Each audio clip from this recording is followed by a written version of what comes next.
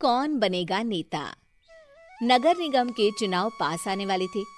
पूरे कानपुर शहर में टिकट को लेकर मारामारी शुरू थी, लेकिन सबसे ज्यादा चर्चा में वार्ड नंबर 40 की सीट थी।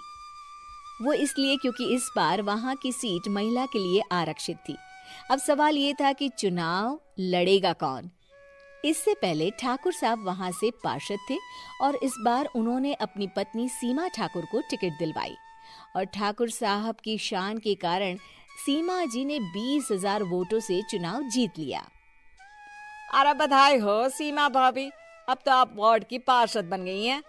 अब तो हमारे काम आप ही करवाएंगी। अरे ये तो सिर्फ नाम की पार्षद बनी है, वो तो महिला सीट आ गई, वरना पार्षद तो मुझे ही बनना था। अब भले ही चेहरा इसका होगा, लेकिन पावर तो मेरी ही होगी। अरे वाह भाई साहब, क्या दिमाग लगाया है आपने भी। आइए आप लोग, खाना लगा दिया है सबके लिए। सीमा जी पार्षद बन चुकी थी, फिर भी उनकी एक ना चलती। सारे काम ठाकुर साहब खुद ही संभाल लेते और जहाँ जरूरत पड़ती वहाँ सीमा जी का अंगूठा लगवा लेते। सीमा जी ज्यादा पढ़ी लिखी भी नहीं थी। एक दिन ठाकुर साहब और सीमा एक प्रोग्राम में जाते हैं। अरे ठाकुर साहब आप आ गए। ओहो, पार्षद मैडम भी आ गई हैं। स्वागत है आप दोनों का। लगता है हमारे पार्षद फंड का सही इस्तेमाल हो रहा है। चलिए अब उद्घाटन करते हैं। ये लीजिए ठाकुर साहब कैची, आप ही सबसे पहले प्रवेश कीजिए। सब लोग आगे निकल जाते हैं और सीमा जी पार्षद होने के बावजूद भी पीछे खड़ी रह जाती हैं। वो देखती हैं कि वेलकम बोर्ड पर उनका नाम है, लेकिन महिला होने के कारण कोई उनका सम्मान नहीं कर रहा। अगले दिन एक आदमी उनके घर आता है। अरे ठाकुर साहब नमस्कार। कल ना हम नोटिस किए कि हमारा घर तो अवैध है और नगर निगम वाले उसे तोड़ने आ रहे हैं। अरे कुछ कीजिए ना ठाकुर साहब।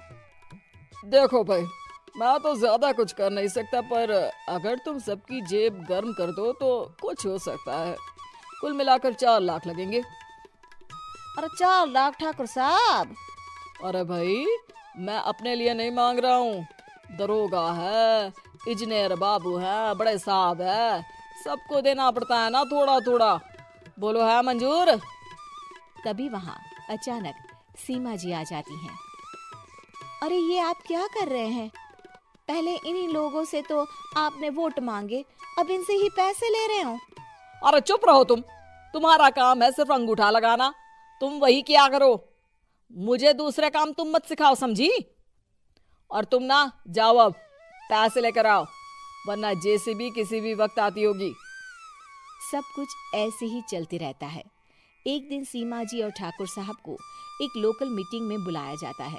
वहां पर कई और अधिकारी लोग भी मौजूद रहते हैं। अब मैं चाहूंगा कि ठाकुर साहब हमारे बीच 2 शब्द कहें। मेरे प्यारे भाइयों और बहनों, आज मेरा सौभाग्य है कि मैं आप सबकी सेवा दिन रात कर पा रहा हूँ।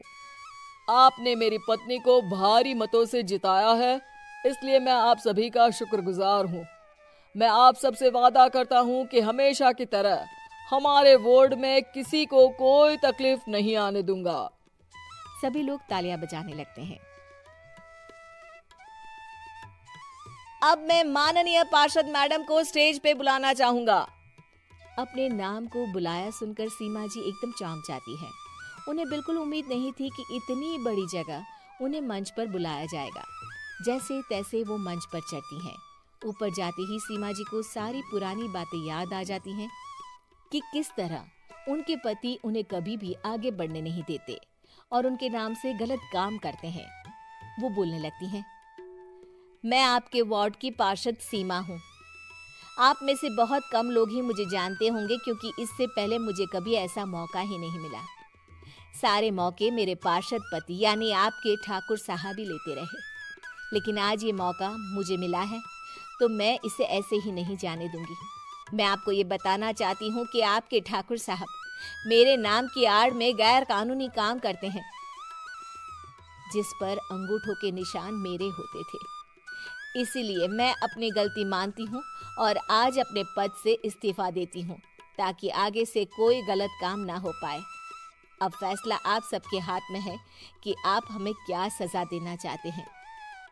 सीमा जी की बातें सुनकर ठाकुर साहब के चेहरे का रंग उड़ जाता है और वो शर्म से मुंह नीचा करके वहां से चले जाते हैं और पद से इस्तीफा देकर ही सही सीमा जी अपने आप में आत्मविश्वास महसूस करती हैं।